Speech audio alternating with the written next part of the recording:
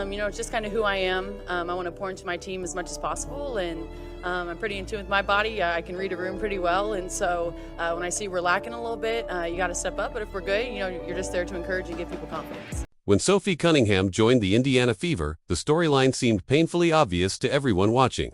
Protect Caitlin Clark. Be the enforcer. Keep the generational rookie safe from the league's physical veterans.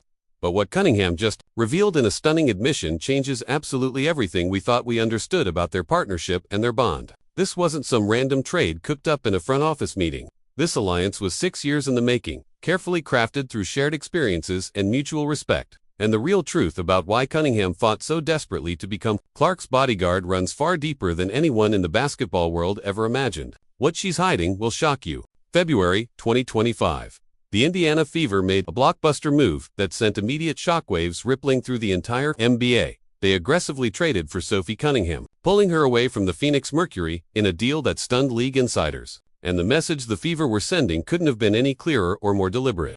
Caitlin Clark desperately needed a bodyguard, someone willing to do the dirty work and take the hits. And Sophie Cunningham was about to transform into the most talked about, most controversial enforcer in the entire history of women's basketball. But there was so much more to this story than anyone realized. On the surface, the move made absolute perfect sense from every strategic angle. Clark's rookie season had been nothing short of brutally physical warfare on the hardwood. Kennedy Carter's vicious shoulder check that violently sent her flying to the floor in a heap. Breena Stewart's crushing blind screen that completely flattened her during a crucial playoff intensity possession. Ari McDonald's recklessly dangerous closeout on a three-point attempt that left Clark sprawled out on the hardwood, gasping for air. Diamond DeShields running her over on a fast break like she was an invisible practice cone, not even acknowledging her presence. The violent hits just kept coming game after game, and somehow the referees kept conveniently looking the other way, ignoring the obvious targeting. Clark was fouled a staggering 46 times in just her first month of professional basketball, the third most in the entire league during that span. Coach Christy Sides was frantically sending video clip compilations to WNBA headquarters weekly,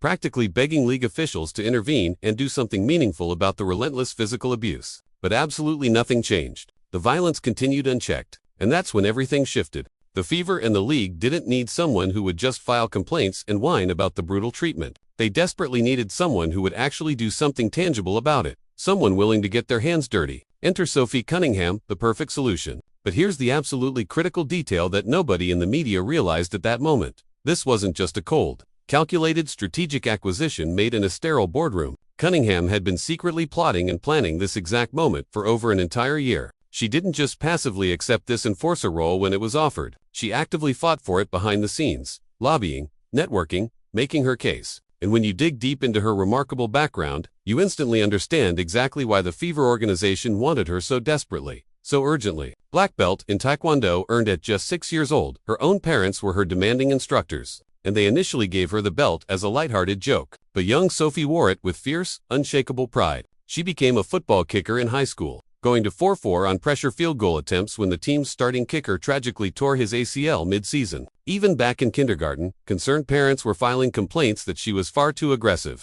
too physically rough on the soccer field for kids that young. This woman wasn't built for basketball, she was built for war. 6 hard-fought years in Phoenix, relentlessly grinding her way up from being a second-round draft pick afterthought to becoming a dependable, reliable starter who consistently averaged double-digit scoring. She learned firsthand exactly what it took to survive and thrive in this brutally competitive league. And now she was bringing every single ounce of that hard-earned experience, that battle-tested mentality, to protect the most scrutinized, most analyzed, most targeted player in the entire history of the WNBA. But Cunningham's complete journey to reach that pivotal moment reveals absolutely everything you need to know about her unbreakable warrior mentality. And her college career proves it beyond any doubt. At the University of Missouri, she became the program's all-time leading scorer record that still stands today. An incredible 129 career starts, averaging an impressive 17 points, 5.4 rebounds, and 3 assists per game throughout her tenure. She single-handedly led the Tigers to 4 consecutive NCAA tournament appearances,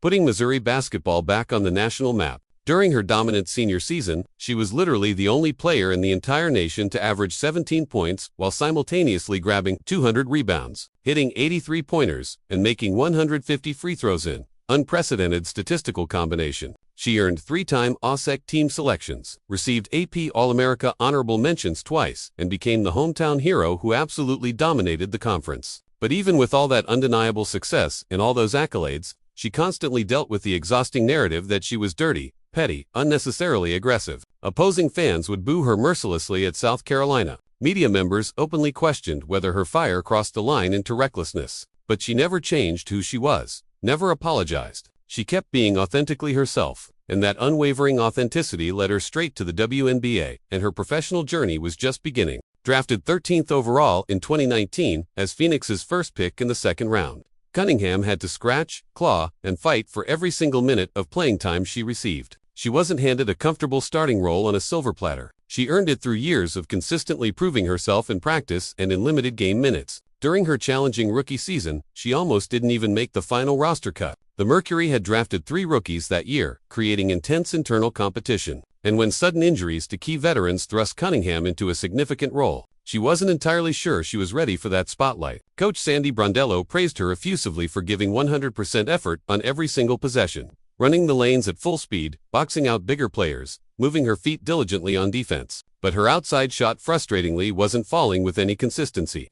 Until one magical night against the Fever when Cunningham suddenly went off. She absolutely couldn't miss from anywhere on the court. Coach later joked that she was literally dying out there from playing so intensely hard, but refused to ask for a substitution. That's exactly who Sophie Cunningham is at her core. She doesn't know how to coast. Her true breakout year arrived in 2022 when she averaged a solid 12.6 points and 4.4 rebounds while starting 20 of 28 games. Finally establishing herself as a legitimate starter, she set her career high with an explosive 36-point performance against Minnesota, going absolutely nuclear for 7 three-pointers and adding 5 steals in the same game, a complete two-way match. Veteran teammate Natasha Cloud praised her after one particularly clutch performance, explaining what Sophie does won't always show up on the traditional box score. She comes down and plays hard every possession on both ends of the floor.